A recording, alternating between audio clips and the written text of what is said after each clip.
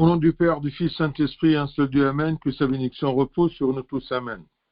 Alors, aujourd'hui, on va prendre l'épître de Saint Paul aux Romains, chapitre 1, verset 24 au verset 32. On va terminer le premier chapitre. Romains 1, verset 24 jusqu'au verset 32. C'est pourquoi Dieu les a livrés à l'impureté selon les convoitises de leur cœur, en sorte qu'ils déshonorent eux-mêmes leur propre corps. Eux qui ont changé la vérité de Dieu en mensonge et qui ont adoré et servi la créature au lieu du Créateur, qui est béni éternellement. Amen. C'est pourquoi Dieu les a livrés à des passions infâmes, car leurs femmes ont changé l'usage naturel en celui qui est contre nature. Et de même, les hommes, abandonnant l'usage naturel de la femme, se sont enflammés dans leurs désirs les uns pour les autres, commettant homme avec homme des choses infâmes, et recevant en eux-mêmes le salaire que méritait leur égarement. Comme ils ne s'en sont pas souciés de connaître Dieu, Dieu les a livrés à leur sens réprouvé pour commettre des choses indignes, étant remplis de toute espèce d'injustice, de méchanceté, de cupidité, de malice, pleins d'envie, de meurtre, de querelles, de ruse, de malignité, rapporteurs, médisants, impies, arrogants, hautains, fanfarons, ingénieux au mal, rebelles à leurs parents, dépourvus d'intelligence, de loyauté, d'affection naturelle, de miséricorde, et bien qu'ils connaissent le jugement de Dieu, déclarant dignes de mort ceux qui commettent de telles choses, non seulement ils les font, mais ils approuvent ceux qui les font. Gloire à Dieu éternellement. Amen. Alors, aujourd'hui, Romains 1, il nous parle à propos de ces hommes-là qui se sont éloignés, se sont égarés de Dieu. Ils ont refusé de garder la connaissance de Dieu dans leur cœur et dans leur intelligence, et ils ont commencé à légaliser l'impureté et l'adultère. On commence verset 24, mais on cite aussi verset 23 pour se rappeler de ces gens-là. Ces gens dont il parle. Il dit, ils ont changé la gloire du Dieu incorruptible en image représentant l'homme corruptible, des oiseaux, des quadrupèdes et des reptiles. C'est pourquoi. C'est-à-dire parce qu'ils se sont comportés de manière honteuse. Ils ont, comme il y a des pères qui disent, qu'ils ont insulté Dieu. Ils ont humilié Dieu. Ils ont refusé Dieu. Dieu leur a enlevé sa grâce et les a laissés vivre selon leurs mauvais désirs, dans toute impureté. Dieu les a délivrés de sa main à leur convoitise. C'est ça le sens. Qu'est-ce que ça veut dire? Dieu les a laissés. Ce n'est pas par manque d'amour ou par sévérité, non. C'est eux qui résistent. Ils ne veulent pas que Dieu les garde dans ses mains. Alors, il les livre de sa main à leur convoitise. Dieu ne les a pas obligés à faire cela, mais il les a plutôt abandonnés. Et sa grâce conservatrice les a abandonnés. Parce que ceux qui nous gardent loin de tout péché, de toute impureté et toute mauvaise pensée, c'est la grâce de Dieu. Alors, si on s'éloigne de Dieu, Dieu nous prive sa grâce. Ou plutôt, nous nous éloignons de Dieu et de sa grâce. Sa grâce conservatrice nous abandonne. De sorte qu'ils ont dégénéré à un tel point qu'ils sont devenus comme un patient qui a refusé le traitement du médecin et son état s'est détérioré. Le médecin, il nous donne les médicaments, mais c'est nous, par notre plein gré, que nous refusions de prendre ces médicaments. Donc, ce n'est pas la responsabilité du médecin, mais c'est la liberté de mon choix. Dieu les a abandonnés, c'est-à-dire qu'il les a laissés faire ce que leur cœur désirait et ce qu'ils voulaient faire. Et ça, c'est grave, parce que si l'homme s'éloigne de Dieu, sa volonté n'est plus selon la volonté, la bonne volonté de Dieu. Alors Dieu les a abandonnés, c'est-à-dire les a laissés faire ce que leur cœur désirait et ce qu'ils voulaient faire. Verset 24, c'est pourquoi Dieu les a livrés à l'impureté, selon les convoitises de leur cœur, en sorte qu'ils déshonorent eux-mêmes leur propre corps. Dieu leur a retiré sa main. Alors, ils ont réalisé le désir de leur cœur dans l'impureté, c'est-à-dire le manque l'impureté, c'est le manque de la pureté dans toutes les relations sexuelles. Le problème, ce n'est pas les relations sexuelles. Les relations sexuelles, ce sont créées par Dieu. C'est un instinct dans l'homme. Mais le problème, c'est de pratiquer ces relations d'une façon impure, d'une façon loin de la volonté de Dieu, loin de la grâce de Dieu qui nous protège de ce qui est impur. Alors, quand Dieu leur a retiré sa main, alors ils ont réalisé le désir de leur cœur dans l'impureté, ce qui conduit à l'homosexualité. Alors, ils ont insulté, ils ont humilié leur corps, en sorte qu'ils déshonorent eux-mêmes leur propre corps. Est-ce que c'est la faute du corps? Est-ce que c'est la méchanceté ou l'impureté du corps? Non. Le corps est créé par Dieu. Le corps, c'est quelque chose de bien. La sexualité, c'est quelque chose de bien, qui a un but saint et glorieux. Mais c'est l'homme, en s'éloignant de Dieu et en perdant sa grâce qui nous protège, eh bien, il tombe dans l'impureté. Notons bien que le péché entraîne des dommages physiques, en plus des dommages spirituels. Lorsque l'homme a remplacé Dieu par les idoles, qui sont des faux dieux, comme dans le verset 23, qui dit « Ils ont changé la gloire de Dieu incorruptible en image représentant l'homme, corruptible des oiseaux, des quadrupèdes et des reptiles », eh bien, quand ils ont suivi ces faux dieux irréels, Dieu les a livrés à l'impureté. C'est-à-dire que Dieu a permis aux méchants de faire le mal de leur propre gré, comme l'adultère et la perversion et la homosexualité, ainsi de suite. L'homme alors, par l'impureté et l'adultère, il a humilié son corps pur. Il a oublié qu'il a été créé à l'image et la ressemblance de Dieu. Après avoir continué à rejeter l'œuvre de la grâce de Dieu en lui, on s'éloigne de Dieu, on refuse l'œuvre de sa grâce en nous, l'œuvre de son Esprit Saint en nous. Donc, on se livre à ce qui est impur et à ce qui est contre la volonté de Dieu.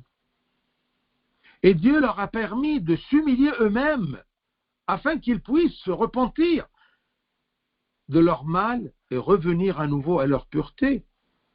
Parce que parfois, quand la personne ne connaît pas le mal, alors si Dieu permet qu'il connaisse un peu le mal et ses circonstances et ses conséquences, eh bien, il commence à avoir peur et il se repente et il retourne vers Dieu. Alors Dieu leur a permis de s'humilier eux-mêmes afin qu'ils puissent se repentir. Il leur donne dernière occasion de sentir la méchanceté de cette impureté ou la douleur de cette impureté-là et revenir à nouveau à leur pureté. Ces hommes qui refusent Dieu ont remplacé la vérité de Dieu, comme c'est écrit, verset 22. Eux qui ont changé la vérité de Dieu en mensonge et qui ont adoré et servi la créature au lieu du Créateur. Ce Créateur qui est béni éternellement. Amen. Ils ont remplacé la vérité de Dieu, ça veut dire ces gens ont remplacé le vrai Dieu, la vérité, parce que Dieu est vérité, Ils ont remplacé le vrai Dieu par des idoles, par d'autres dieux irréels.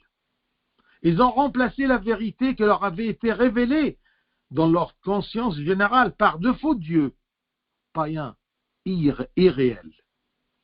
Ensuite, ils ont consacré leur cœur et ont dirigé leur culte vers la création, vers tout ce qui est créé par Dieu.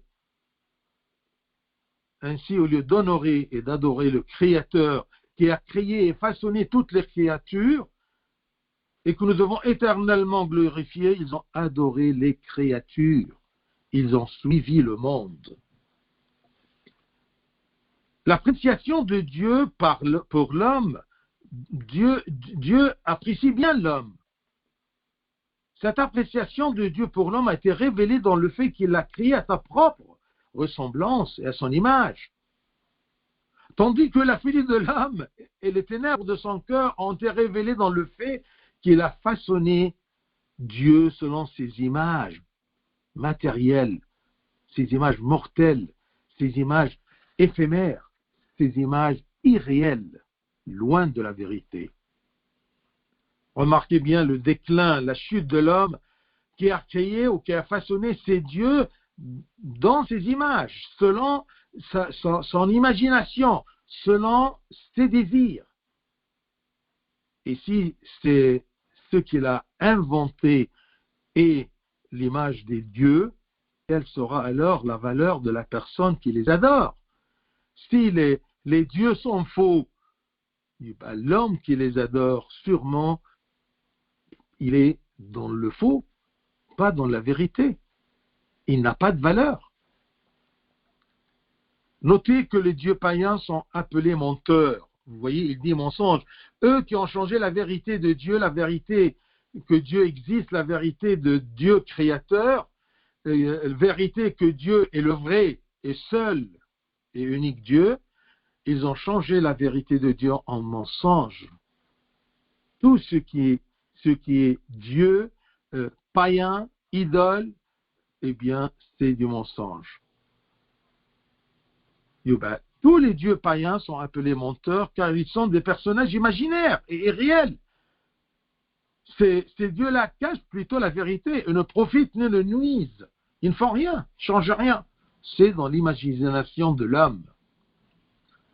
Regardez celui qui s'imagine que n'importe quel désir pécheur est capable de le satisfaire, de le rendre heureux, de lui donner un bonheur. Alors il court après lui toute sa vie, derrière ce plaisir, parce qu'il est perdu. Eh bien cet homme-là, il n'est jamais satisfait. Et c'est comme quelqu'un qui cherche de l'eau et qui ne peut pas l'atteindre. Comme Jérémie nous a dit, Jérémie 2, 13. Car mon peuple a commis un double péché, ils m'ont abandonné, ils m'ont refusé, ils se sont égarés loin de moi. Moi qui suis une source d'eau vive, qui donne la vraie satisfaction à la nature humaine, normale. Ils m'ont abandonné, moi qui suis une source d'eau vive, pour se creuser des citernes crevassées qui ne retiennent pas l'eau. Ces eaux qui ne peuvent pas être irriguées, qui sont des mensonges, cette eau qui ne peut pas satisfaire ou couper la soif de l'homme. Eh bien, l'homme, s'égarant loin de Dieu, s'égarant de Dieu, il court derrière des désirs qui sont trompeux, qui ne sont pas vrais. Verset 26, c'est pourquoi Dieu les a livrés à des passions infâmes, car leurs femmes ont changé l'usage naturel en celui qui est contre nature. On commence à souligner ici tout ce qui est homosexuel.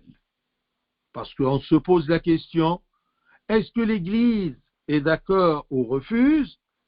L'Église refuse selon les Écritures, selon la volonté de Dieu, selon l'ordonnance de Dieu.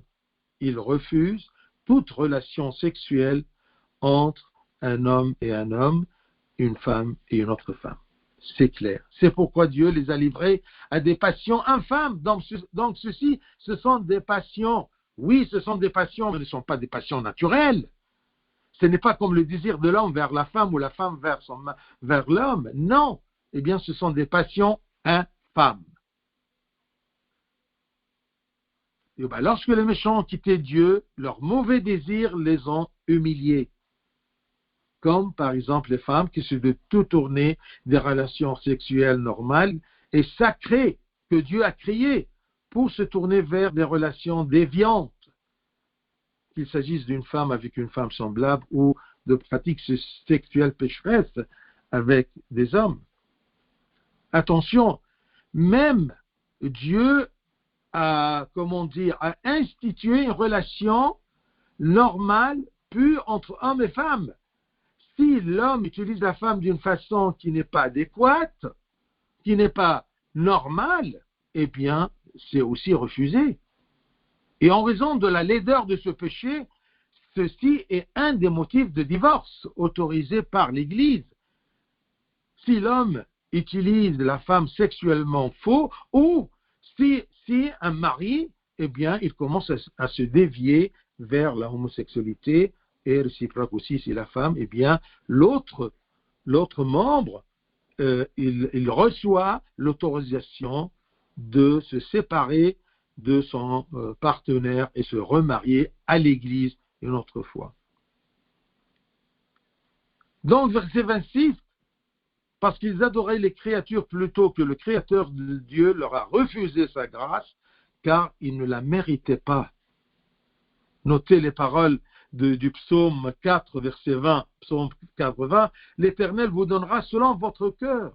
Est-ce que ton cœur veut suivre la vérité, veut suivre Dieu? Eh bien, la grâce de ce vrai unique Dieu va te protéger de ces chutes, de ces égarements, d'accord, du corps et de la sexualité.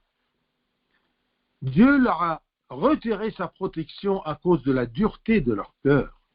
Ils ne veulent pas. Et même parfois, comme Dieu, comme on a dit, il permet qu'ils s'éloignent un peu et ils goûtent un peu l'amertume du péché. Peut-être ils vont retourner par le repentir et le regret. Mais s'ils refusent même cette occasion, eh bien, les désirs charnels, eh bien, honteux les dominent et déshonorent leur nature, leur humanité. Verset 27, il a parlé, verset 26, leurs femmes ont changé l'usage naturel en celui qui est contre nature. Verset 27, et de même, les hommes, abandonnant l'usage naturel de la femme, se sont enflammés dans leurs désirs les uns pour les autres, commettant homme avec homme des choses infâmes. Donc, passion infâme, choses infâmes, et recevant en eux-mêmes le salaire que méritait leur égarement. Ce salaire-là, c'est se humilier eux-mêmes et tomber ou chuter dans ce qui n'est pas normal, ce qui détruit l'âme humaine. Donc les hommes n'étaient pas satisfaits du péché de l'adultère, mais ils sont allés au-delà de ce péché. Ils sont allés à la homosexualité entre eux-mêmes. Regardez comment ils gringolent, d'accord, de la pureté à l'adultère. Et même l'adultère, ils ne sont plus satisfaits de cet adultère-là. Il commence à être une habitude. Aucun désir, aucun bonheur là-dedans, parce que c'est loin de la pureté divine. Eh bien, ils sont allés peu au-delà de l'adultère. Ils sont allés à la homosexualité entre eux.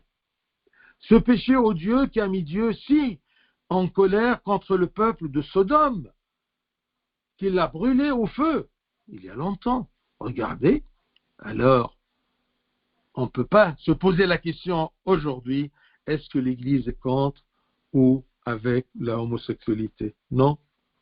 Nous ne sommes pas homophobes, non. On ne peut pas accepter ce que Dieu refuse. Un point, c'est tout. On ne peut pas accepter ce que ces gens-là font. Ils le font, tant pis pour eux. On n'a rien, on peut pas les tuer. D'accord? Bien, tant pis pour eux. Ils vont, comme c'est écrit, 27, et recevant en eux-mêmes le salaire que méritait leur égarement. Ça, c'est le jugement de Dieu. Comment il va les traiter? Eh bien, ça, c'est l'affaire de Dieu. Mais moi, je sais bien, comme Église et comme enfant de Dieu, que ça, c'est refusé. Ce sont des choses infâmes.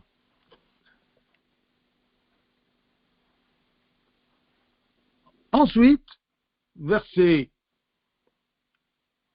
28, comme ils ne se sont pas souciés de connaître Dieu, Dieu les a livrés à leur sens réprouvé pour commettre des choses indignes. Donc ces choses-là, ce sont des choses infâmes et des choses indignes. Excusez-moi, mais Saint Paul n'ose pas répéter, d'accord, cette homosexualité. Alors il les appelle maintenant des choses. Donc loin de Dieu d'être celui qui les a livrés au mal de ses propres mains. C'est loin de Dieu. Dieu ne livrait pas au mal de ses propres mains, mais c'est eux qui ont refusé Dieu. Ils ne se sont pas souciés de connaître Dieu, de garder, comme on a vu au commencement du même chapitre, ils ont refusé de garder la connaissance de Dieu dans leur intellectuel, dans leur pensée, dans leur tête. Au contraire, ils sont tombés de leur propre gré. Donc ce n'est pas Dieu qui les a livrés au mal de ses propres mains, mais au contraire, c'est eux qui sont tombés de leur propre gré. Comme on a dit, un patient qui a refusé d'écouter les conseils de son médecin et son état s'est aggravé. Et en raison de leur péché, ils reçoivent une punition telle que les adultères sont infectés par des maladies telles que la syphilis, le sida, ainsi de suite.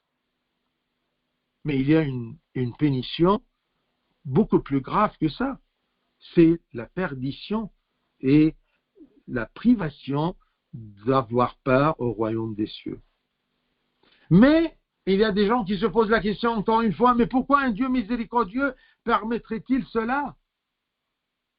Jusqu'à ce que la réponse est que il permet ceci parce que c'est la volonté de la personne. Ce n'est pas la volonté de Dieu de le quitter et de permettre ceci. Et s'il le permet, il le permet, comme on a dit, jusqu'à ce que la personne réalise les effets et les tourments du péché et sa tromperie. Peut-être que la personne s'en repentira. Mais Dieu si j'ose dire, ne peut pas faire plus que ça. Il ne va pas nous obliger à le suivre. Dieu nous aide à le suivre. Dieu nous encourage à le suivre, mais ne nous oblige pas à le suivre. Surtout quand il y a des gens qui ne sont pas souciés de connaître Dieu et de le suivre. Verset 28.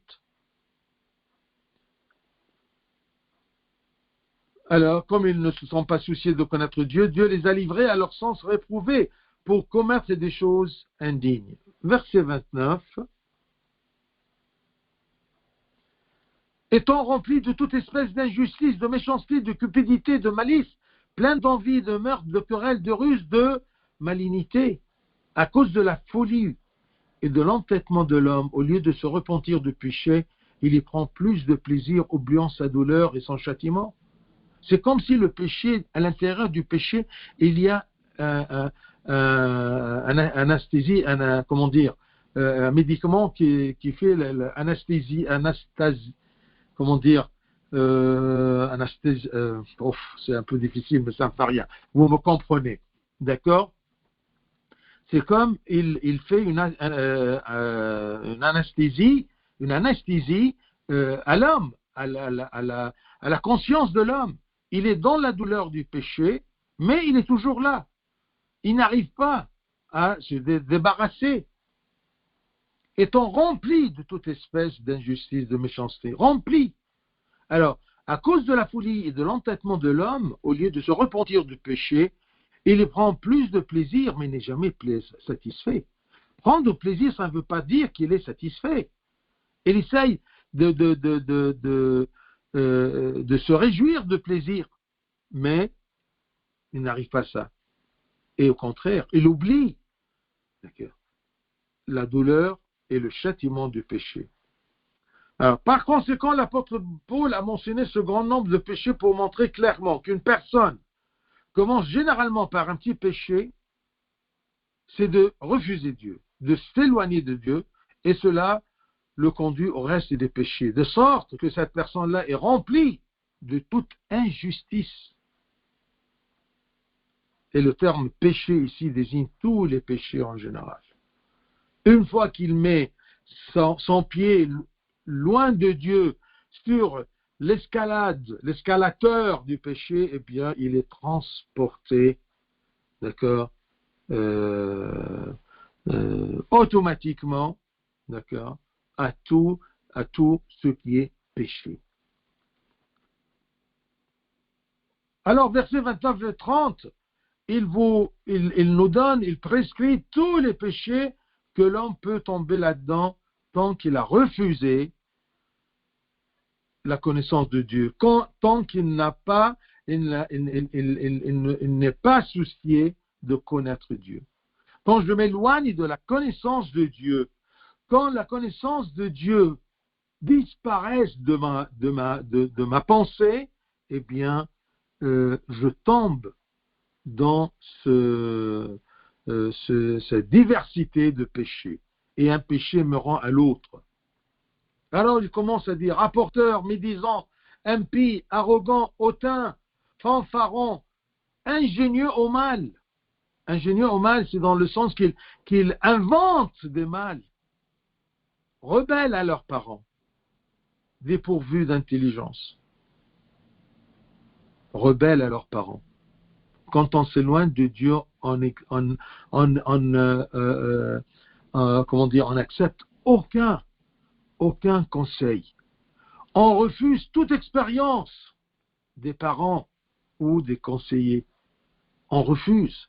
Je suis rebelle parce que je suis impie, je suis arrogant, je suis hautain, fanfaron, ingénieux au mal, rempli de toute espèce d'injustice. Alors, je me divise vers le mal et je m'enfonce dans le mal parce que la grâce de Dieu m'a abandonné. Bien sûr, je ne veux pas me rentrer dans les détails de ces péchés-là, mais je prends la fin du verset 30, dépourvu d'intelligence, de loyauté, d'affection naturelle, de miséricorde. Ça, c'est très grave. Dépourvu d'intelligence, de loyauté, d'affection naturelle et de miséricorde. Dépourvu d'intelligence et de loyauté, c'est-à-dire qu'il ne tient pas ses promesses envers les autres. Et en conclusion, ces gens-là commencent à être durs et ignorants, dépourvus d'intelligence et de miséricorde. Ils ont un cœur dur.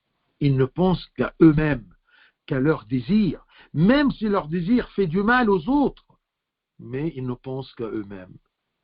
Ils sont hautains. Verset 32, ça c'est la conséquence la plus grave de ces méchants-là.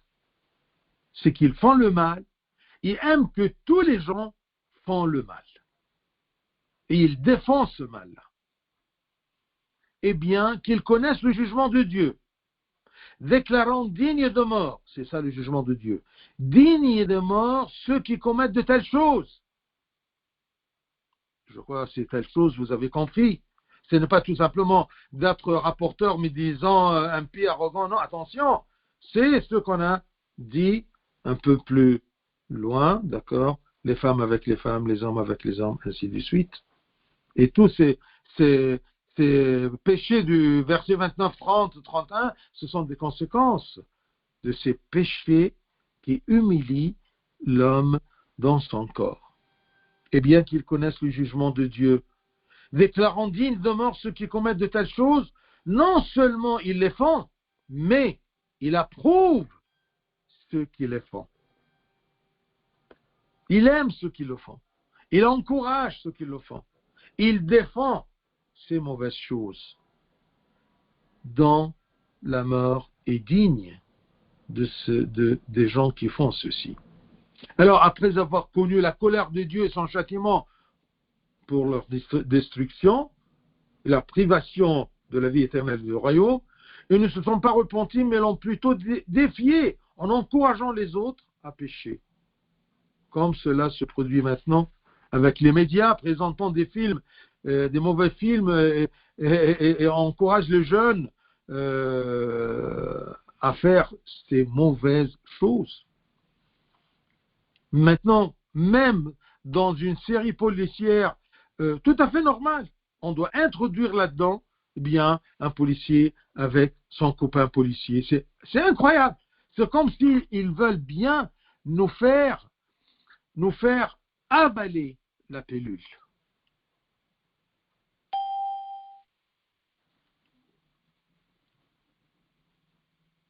L'apôtre fait ici référence à ces gens égarés de Dieu, refusant la connaissance de Dieu, ce qu'on appelle les gentils, qui savaient par la loi naturelle, qui savaient que le jugement de Dieu était la mort de quiconque commettait ses péchés, et pourtant ils le commettent.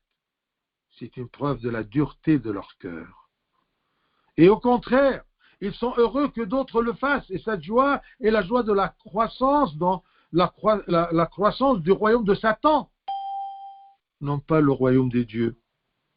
Ils commettent ces péchés avec désir et satisfaction, mais ils sont drogués vraiment. Quand j'y pense, je sens qu'ils ne sont pas, je ne sais pas, ils ne sont pas éveillés. Ils sont vraiment anesthésiés. Et par conséquent, de cette dureté de cœur, leur erreur est une erreur délibérée qui résulte de l'intention et non de la négligence ou de l'ignorance. Ils savent ce qu'ils font. Ils savent au profond d'eux-mêmes le jugement de Dieu par la loi naturelle. Mais ils refusent de faire attention à ceci. Ils foncent leur tête comme les autruches. Nous voyons ici que l'homme a continué à décliner au point où il ressemble au diable, qu'il se réjouit lorsqu'une personne commet une erreur. Ces méchants-là sont devenus des diables. En fait, certaines personnes adorent désormais Satan. Ils se livrent à Satan. Il y a des mouvements maintenant qui disent que nous sommes les adorateurs de Satan. C'est la folie. C'est la folie. Comme c'est dépourvu d'intelligence et de loyauté.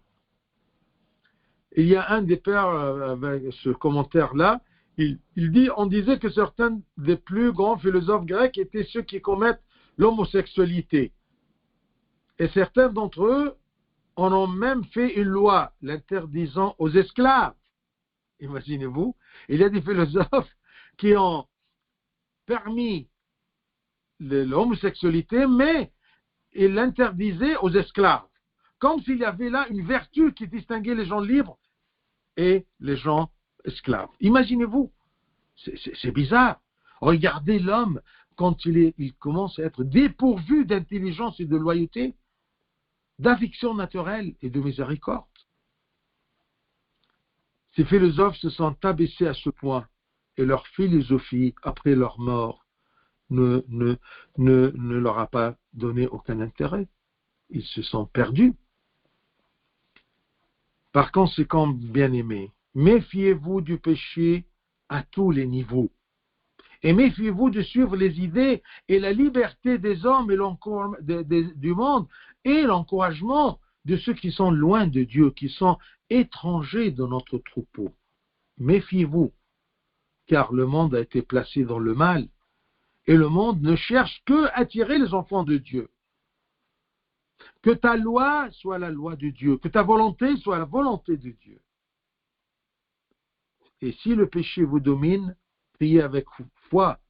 Priez votre Dieu qui est capable de vous libérer des péchés et continuez votre lutte spirituelle contre cela. S'il vous plaît, ne vous laissez pas emporter par la philosophie et l'idéologie du monde. Nous suivons le Christ. Nous ne sommes pas des homophobes, d'accord? Mais non, on ne peut pas accepter ça. Mais on dit que chacun est responsable de son acte. D'accord? Je ne veux pas comment dire, les éliminer du monde, ce n'est pas mon affaire. Je ne tue pas un homosexuel. D'accord? Je ne le frappe pas, je ne le tape pas. Ça ne veut pas dire que je suis d'accord avec lui. Mais non, ce n'est pas mon devoir. Ce n'est pas ma tâche, d'accord, de l'éliminer du monde. C'est Dieu qui l'a créé. C'est Dieu qui le poursuit dans sa chute et le poursuit aussi dans son repentir. C'est l'affaire de Dieu, ce n'est pas mon affaire. Mais je juge l'acte. Je ne peux pas admettre ceci, je ne peux pas l'accepter. J'espère que c'est clair. Donc, si quelqu'un vous pose la question à propos de la homosexualité, d'accord, et qu'est-ce que tu penses? Eh bien, dis-lui, franchement, je suis chrétien, je suis la volonté de Dieu, et c'est romain, c'est écrit. Ce n'est pas une idée des pasteurs, non, c'est la loi de Dieu, c'est la parole de Dieu. Mais si la personne qui te pose la question ne croit pas dans l'évangile, d'accord, et ne croit pas en Saint Paul, ce n'est pas la peine de discuter avec lui. D'accord? Dis-lui, moi je ne l'accepte pas. Ah, pourquoi, pas pourquoi? Ça, c'est mon choix, c'est ma liberté. Tu es libre d'accepter, et moi je suis libre de refuser. Au moins, c'est l'égalité dans la liberté. Que Dieu vous protège, vous donne l'intelligence, vous protège toujours par sa grâce qui œuvre dans votre cœur par l'Esprit Saint. Gloire à lui éternellement. Amen.